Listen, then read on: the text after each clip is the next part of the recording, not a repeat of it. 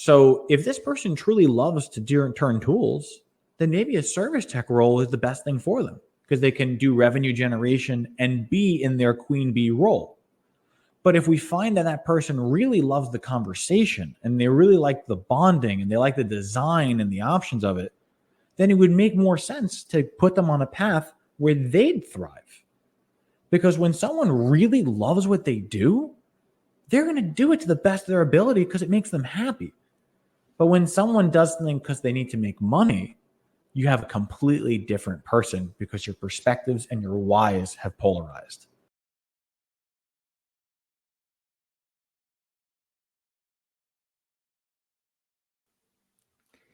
Hello, hello, hello, and welcome back. Welcome back, welcome back, welcome back. I don't often sing on this podcast, but this Wednesday, this Action Wednesday, I thought I got to take action and just do something that honestly makes me a bit anxious. If you just heard that, you could probably tell why. I'm Clay Newmeyer, the host of this program. Along with me is my esteemed co-host, Joseph, the salesbot Lucani. And we are the Electricpreneurs, here to help you 5 days a week master your sales, simplify your pricing, and deliver premium level electrical service. Joe, would it be wrong of us to want to do that for them? Not at all. And I got to admit, man, I never know what the intro is going to be because we always go live. My first thought was like, oh, he did 3 hellos. All right, we're on pace.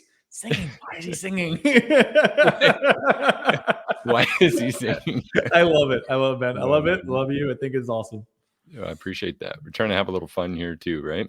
As we should, right? You know, just before this, you were giving the old head rub there. I'm feeling like you got a little extra friction up top, Joe. What's going on, man? Bring us in.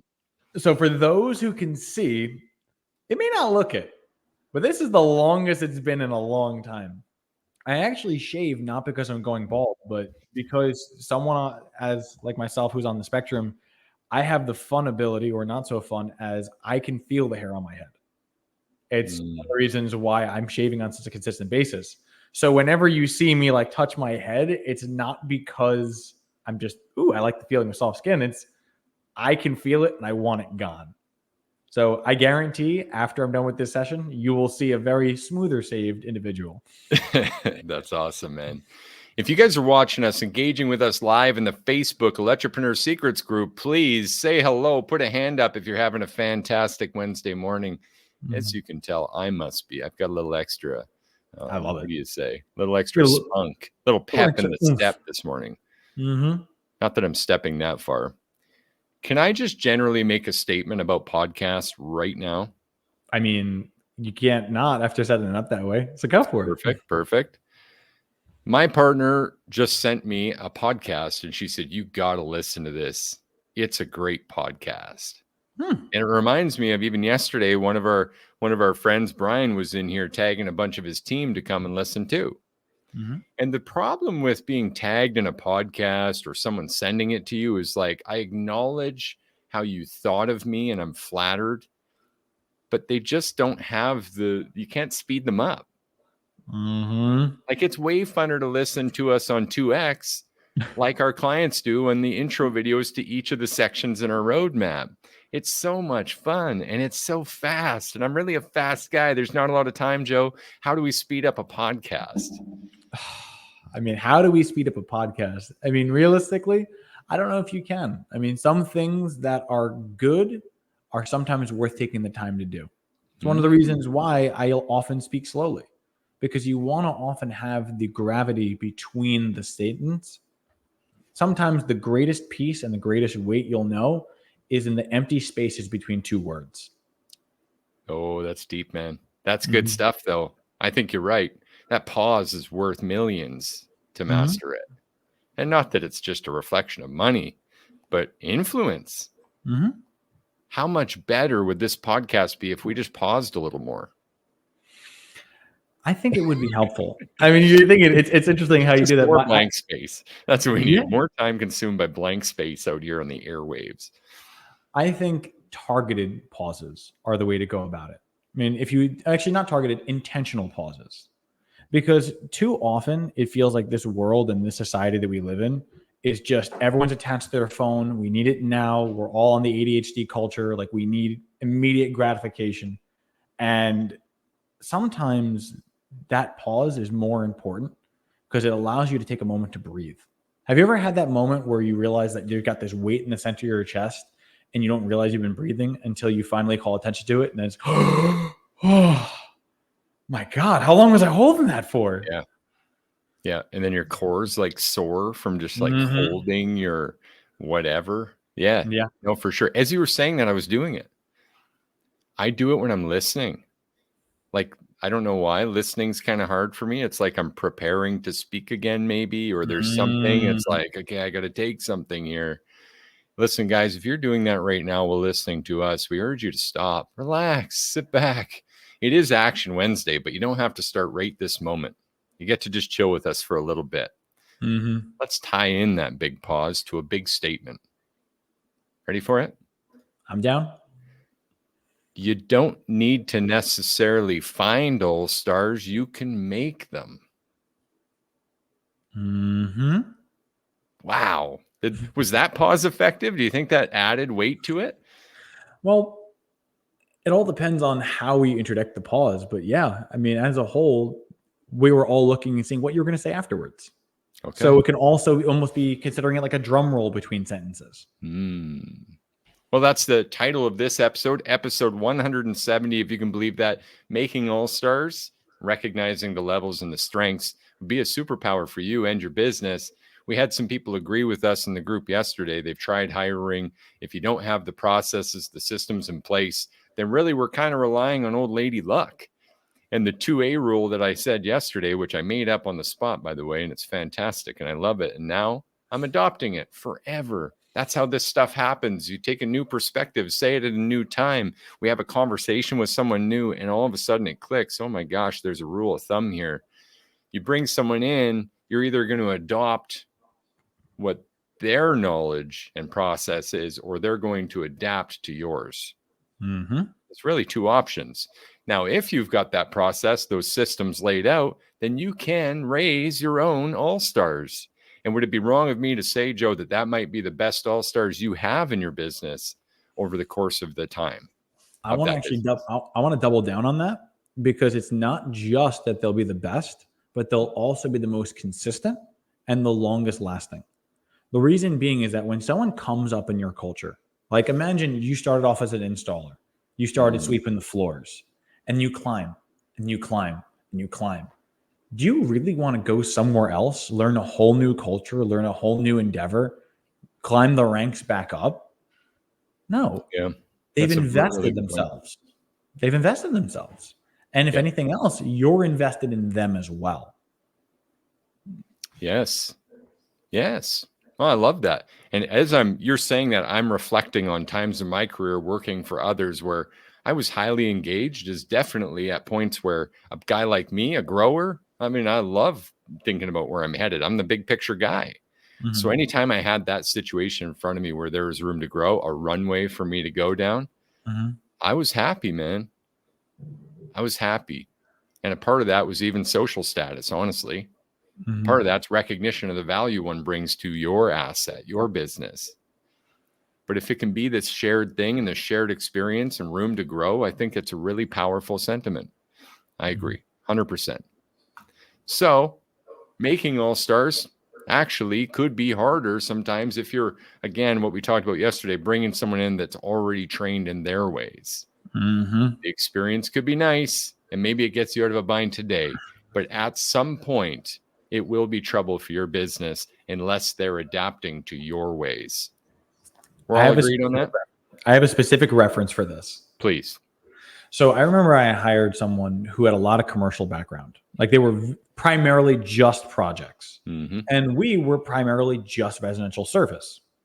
And I remember we had this crossover moment where we were very meticulous with our uniforms. Like I'm making sure your belt is the right way, your shirt's the right way. Everything was intact. I was very OCD about it. Yeah. And I realized that this individual, I showed up on site and he wasn't in uniform. He was in his project clothes, like your flannel, your backwards hat. And he was like, well, we're working at a warehouse today. It should be, this is project uniform, right? Yeah. And you realize that no matter what you do, if they don't understand the why and they can't see how it adopts to serving the customer better, it's just another rule that they're supposed to follow when you're watching. So by being able to say, I raised this person, I showed them the ways we got it, they understand why we're doing these things. Now they can represent it to other people when you're not watching. Yeah, really powerful, man. As you say that again, I'm reflecting and I'm thinking there's an opportunity here. I know most residential companies, most resi service guys are not looking to hire someone from projects, not looking to hire someone from commercial or industrial. But there is an opportunity here. And I just want to point this out for a second. If you truly apply the hire for attitude, not for skill, you already know that this is a licensed journey person coming from that era, that sort of not the era, but that segment of what we do. I mean, electrical is so vast, right? There's so much we could do and learn, but they'd have the fundamental skills. You could train them to resi. That's going to take a bit of time, but they have the journeyman status. They have the fundamentals, the theory behind it. So, I mean, they could learn quicker. And if they've got the right attitude, then you can train that customer service in your process where that could become an all-star for you. Heed this warning, though. There's a lot of inputs happening in construction and projects people, right? Like the unlaced boots, the swearing foul mouth, the nicotine in the mouth and spitting and all throwing wrenches. I've had wrenches thrown. Yeah, man. All that stuff comes with it. So worth paying attention to. But hey, I just wanted to throw that out there. I think there's a lot of value if, again, following the hire for attitude, train for skill. It's a huge piece. But that said, yesterday we tied on really into the installer piece and how everyone needs to be an installer. Today, as an upgrade to what we said yesterday, I actually wanted to give away our installer upgrade process. Nice. Yeah, it's Action Wednesday. We're always giving a value piece away every Wednesday to help you guys out in your journey. And we discussed this in pretty good detail yesterday about an installer being able to, at the right time, represent the options. And in doing this and training for that, of course, they become more empowered to climb the ladder of your business and grow if their strengths allow. So guys, if you want that installer upgrade process, we're giving that away for free on the Facebook page. Throw a hand up. Installer upgrades, all you need to type. You'll see the action posts as well on there on our page. Feel free to grab that. Please, Joe, jump on in, man. I wanted to say one additional benefit of the install upgrade process that may not be immediately picked up at face value, but as someone who's run it, I want to explain some a little bit. Is that okay? So one of the main benefits that you guys may not pick up with the install upgrade process, it implies that you already have a good work order transfer that your team can have from salesperson to installer, and that they understand how to best communicate that. If you were to try to run the install upgrade process, you'll find where your team's gaps are. And the benefit is that once you've learned to close the gap, even if they've never offered a single product to upgrade, you have already made them a better, more cohesive team. So you may look at it and say, hey, I want to do this so they could be a revenue generator, which is very likely. Or if nothing else, you're still tightening up the service that your team can expect and that your clients can expect, thus making sure that every individual person in your team delivers a better experience. So I just wanted to make sure that was also brought up to attention. Really powerful.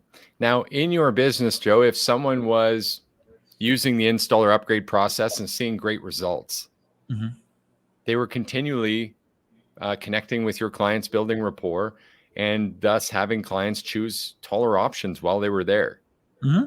What would that tell you about that individual, that installer, and maybe what they could be ready for? So that was usually a great place where you can determine whether they're ready to be a service tech. Because one of the reasons why I considered myself such a good salesperson was because I had the install background. It's like, you know how long things are supposed to take. You have a certain level of credibility in front of a customer. So if you can have someone who's on the install team who you notice is consistently offering things, you're like, wait a second, this person has had 2 upgrades in a month. Yeah, they've done 10 calls, but at least it means they're running the play. Okay, this is someone who's trainable. This is someone who gets it. Now, the obvious next choice is to bring them into a service truck. Because if they know how to do the work, they'll know how to troubleshoot it. Because I know how it's supposed to work. It's not, okay, now I can reverse engineer it. But also seeing they have the customer service attention to want to educate the client shows that they're willing to make an ethical offer in as well. So you have someone who has technical background, decent or at least passable customer service and communication, but mostly that they understand the why. Those are the 3 categories for an all-star. I love that. So you'd be able to take this person then from solely doing installs, primarily on opportunity calls, larger projects, projects with quotations. I was going to say, yep. But then they'd be able to move to a demand call role even and serve on those demand calls. Yeah, I wouldn't see an issue with that, because if you think about it, the demand call is going to then test their knowledge and actually would, as a result, make them better installers. Because when you see how something breaks, you see how something can be prevented in the very beginning. Definitely. So what you're seeing is that not only are they better at what they're doing, but they become better for your company and your customer as a whole, as a more well-rounded individual and a professional. Great point. So they start generating revenue on a sales sense as well. This is really powerful. And I feel like the only gaps there then, if they've got that install unlocked and they've mastered the installer upgrade process, which again, we're giving away for free today, guys, grab that. Then they're also able to just need training on really that demand call process and the options training. Because instead of, which they've had great exposure to now, reflecting on the options and seeing how it relates to the work they do, but now they themselves would be creating them. And in our program, we address this by pulling out the options and the options training from the sales process and literally even creating templates so your team can run them on a timer and come with close pricing and make sure that they're able to do that advanced ahead of them going out on their own. Those were really fun exercises. I remember doing those classes. They were a lot of fun. Super powerful strategy. Now, if said installer truly then adopted this strategy or service call strategy, the demand call process, as it were for us, and the options training, you've now got a lethal guy in the field that's able to be well-rounded and even continue training up to a sales tech position. That would be the apex right there. Because imagine the level of credibility that you could represent as a salesperson, where you say, I understand what needs to be done because I've been doing it for the past 10 years. And I've been doing service calls to learn how to improve my customer service. And now I'm only going to offer you things that I truly feel you'd either need, want, or that the situation now requires. I love that. That's an untouchable individual. Now, at some point, Joe, if an individual is that powerful and they become this all-star, this apex player, and they're able to then have a really strong opportunity call. And so they're selling the 80%, they're doing over $1 million, maybe even beating your 1.3 million that you were doing out of your service van. At some point, do you transition that person to just sales and have them focus as much as possible on just the opportunity calls so that they can continue to grow and even take it to 2 million for you and your team? It would depend on what they want. And the reason why I say that is this. You can lead a horse to water, of course. And, there's many expressions of how you get them to drink. But at the end of the day, they need to want it more than you do. You can't make someone want something more, but you can encourage them and show them the benefits of it. So if this person truly loves to turn tools, then maybe a service tech role is the best thing for them, because they can do revenue generation and be in their queen bee role. But if we find that that person really loves the conversation and they really like the bonding and they like the design and the options of it, then it would make more sense to put them on a path where they'd thrive. Because when someone really loves what they do, they're going to do it to the best of their ability because it makes them happy. But when someone does something because they need to make money, you have a completely different person because your perspectives and your whys have polarized. It's why I love what I do so much. This is what I've always wanted to do. And I feel like my entire life, from when I first got into the van at 14 to now, brought me to this moment so I can help change this industry. I love that, man. Really good share. And it reminds me of something else that I think we'll need to touch on tomorrow about this queen bee role and about that evolution and about the retention of staff and the things you just said. I really feel that's a whole podcast episode that we need to go into, because it's true. You need a conjoined vision. It's not just yours, it's theirs too. If you really want to build a powerful business, you got to have those visions and values aligned and be able to serve your staff as well. So I agree. Their strength's only going to be their strengths so long as they want it to. I can really appreciate that, Joe. But coming to the 20-minute mark here on this one, we've had some fun today. I even sang to open it up. I'm not going to sing us out, but what could we put down for some action items today, my friend? So coming back to understanding what your team wants, it's also more important to understand the why they want it. So I would say for your basic action, right? Basic is simply saying, do you have an understanding as their employer what they actually want to do? Right? Doesn't mean you have to actually do anything about it. Your bare minimum is, do I at least know what they want? Or do I have at least an approximation? If I were to throw a dart against the board, would I even hit near the target if I thought, what do they want? Love it. Really good. I have something that we could do for the All-Star, but I don't want to step on your toes. If you have one, I'll unlock. By all means, man. My All-Star, or my action item, is biased anyway. It's coming to the Facebook group and grabbing this all installer upgrade process. Another piece of the puzzle that is the Service Loop Electrical entire process to help you build this team from first hire last week to the last hire and your next hire, of course, this week, Joe. So other than that little plug, jump in, man. Throw it down. Well, believe it or not, I was already going to do that, but I'm glad we're on the same wavelength. So as far as the All-Star action is, there's actually an assignment and an exercise that you can do to better understand your team to determine who would want to be the ones who upgrade. So it's an exercise called What Do You Want? And I remember learning that from a trainer years and years ago, and it really shocked me because what it is you need to have an opportunity to be asked, what do you want? But multiple times, 30, 40, 50 times. And you ask your technician or your employer or your employee, can you tell me what you want? Give me a list of 50 things that you want. Things that you can be, things that you can do, things that you can eventually acquire. Like, what is it that you want? And you'll find in almost every single person, the progression is the same.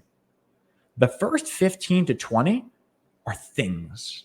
They just want stuff, right? Getting out of survival mindset. But as they run out of things, that's where the magic starts to happen. And you can see what really is driving this person. Is it health? Is it family? Is it passions? Is it faith? What is it that they really are driven by?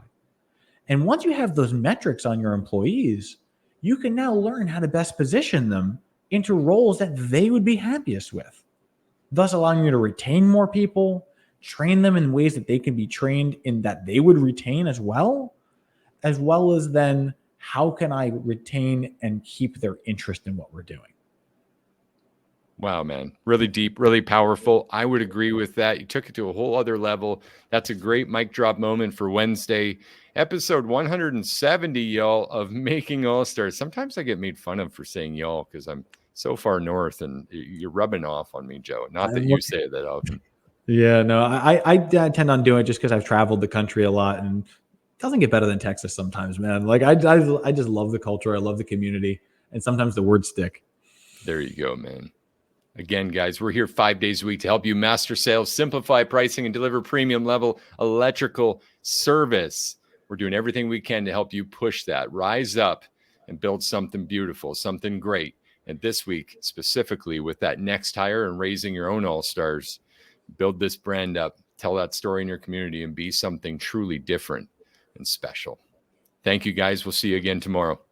Looking forward to it.